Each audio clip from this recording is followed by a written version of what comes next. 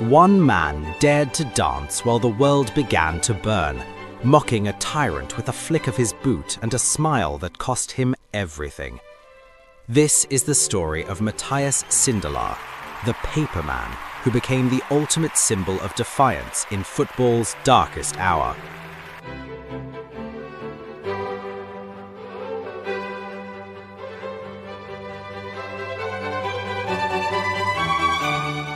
Vienna in the 1920s wasn't just a city, it was an intellectual battlefield, a sprawling metropolis of marble and steam. While the rest of Europe was obsessed with the kick and rush of the English game, a style defined by mud, muscle, and brute force, Vienna was perfecting something far more sophisticated. They called it the Danubian School. It was football as high art, played in the shadows of the grand coffeehouses, where poets, physicists, and philosophers debated the meaning of life over thick espresso and cigarette smoke. At the center of this revolution was a man who looked like he might blow away in a strong breeze. Matthias Sindelar was slight, frail-looking, and deceptively pale. They called him Der Papierener, the paper man. But when the ball touched his feet, the frailty vanished. He didn't just run, he drifted like a specter across the grass. He didn't just pass, he composed. Sindelar was the world's first true false nine. In an era of rigid positions, he was a ghost. He would drop deep into the midfield, dragging panicked, hulking defenders into spaces that shouldn't exist, leaving them clutching at thin air as he orchestrated attacks with a cerebral grace. This earned him his second, more prestigious nickname, the Mozart of football. By the early 1930s, he was the captain and heartbeat of the Austrian Wunderteam, a side that once went 14 games unbeaten, dismantling the giants of Europe with a terrifying, rhythmic elegance that felt less like sport and more like a symphony. But to understand the man, you have to understand the tragedy that forged him. One of the lesser-known chapters of Sindelar's life was his upbringing in the Wunderteam district, a gritty working-class neighborhood. His father was killed in the trenches of World War I when Matthias was just a boy. He grew up in crushing poverty, playing with balls made of bundled rags on the cobblestone streets. This is where he learned his paperman style. He had to be nimble, because on those stones, a heavy fall meant a broken bone or a ruined pair of shoes he couldn't afford to replace. As the Wunderteam reached its zenith, a shadow was stretching across the Alps. The beautiful game was about to meet an ugly reality.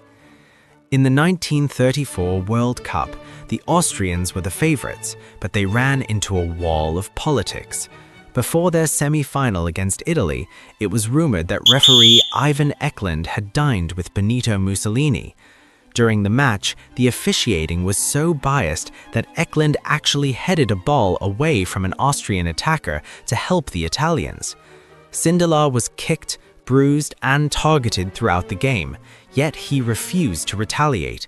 He simply stood up, wiped the mud from his kit, and kept playing.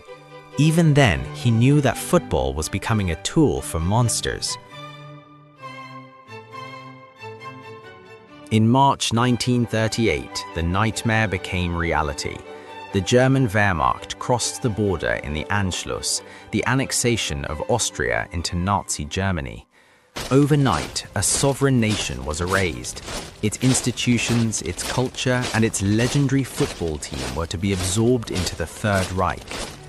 The Nazi sports ministry saw the Austrian team not as rivals, but as a resource to be plundered to strengthen the German national side. To celebrate this unification, a final match was arranged, the Anschlussspiel, or the connection game. It was intended to be a staged piece of propaganda, a friendly farewell in which the Austrians were expected to roll over and let the German team win, symbolizing the natural superiority of the new regime. The atmosphere at the Prater Stadium in Vienna was suffocating. High-ranking Nazi officials sat in the VIP boxes, their crisp brown uniforms and swastika armbands a sharp contrast to the vibrant green grass below. The orders delivered to the locker room were clear. Do not embarrass the Reich. No goals were to be scored by the Austrians. For 70 minutes, Sindelar seemed to obey.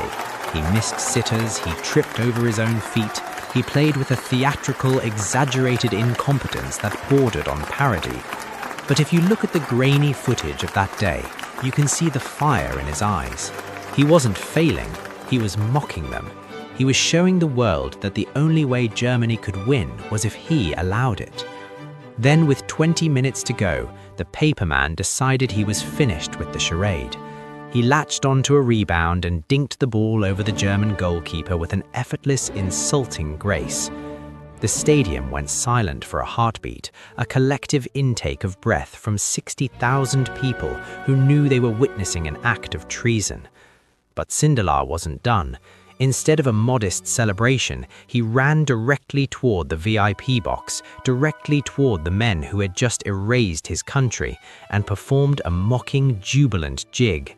He shook his hips and laughed in the faces of the Gestapo. His teammate, Karl Sester, added a second goal soon after, a 20-yard screamer that felt like a physical blow to the Nazi hierarchy. Austria won 2-0. It was the last time the Austrian colours would fly on a football pitch for 7 years. In the weeks that followed, the pressure on Sindelar became immense. The German national team manager, Sepp Herberger, was obsessed with him.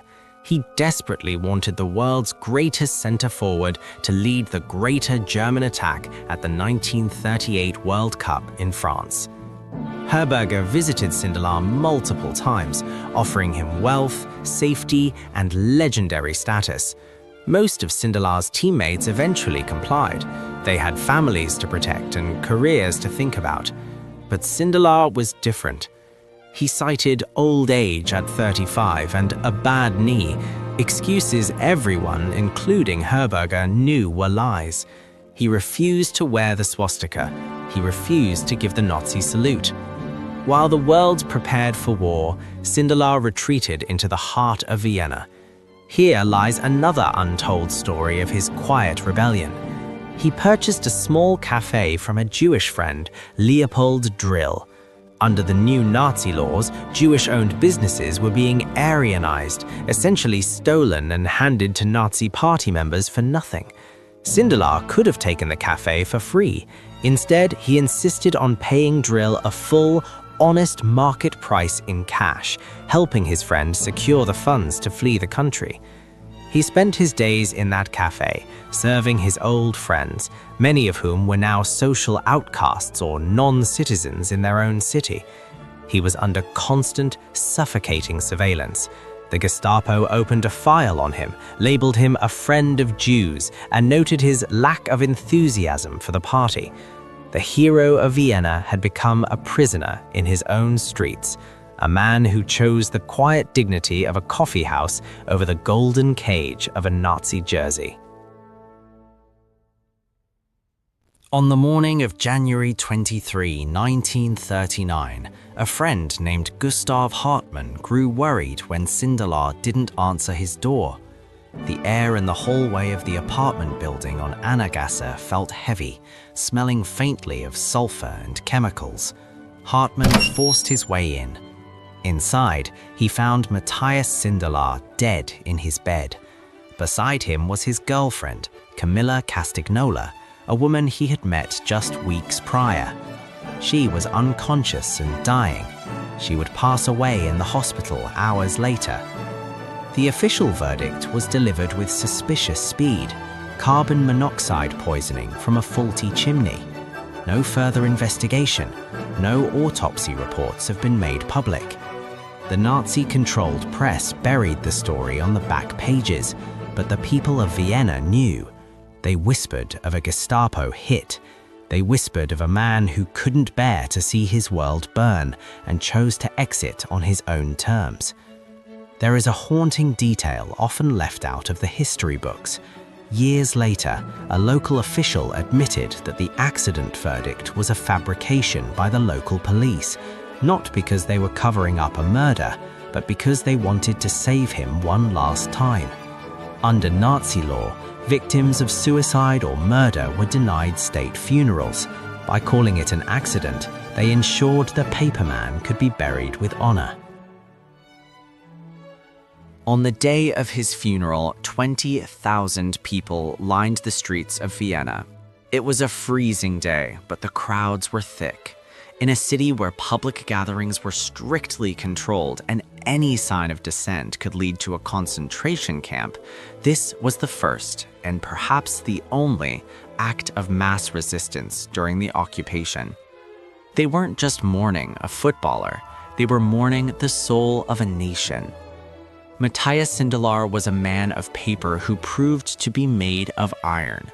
He didn't have a gun or a political platform. He had a ball, a pair of boots, and a sense of dignity that no empire could break.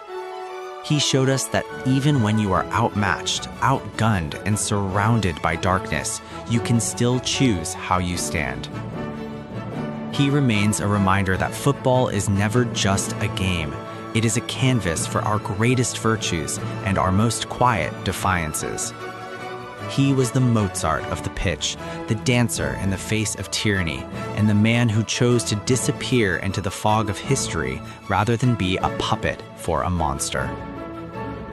Do you believe Sindelar's death was a tragic accident, or was it the final act of a regime that couldn't stand to be mocked? Let me know your theories in the comments below.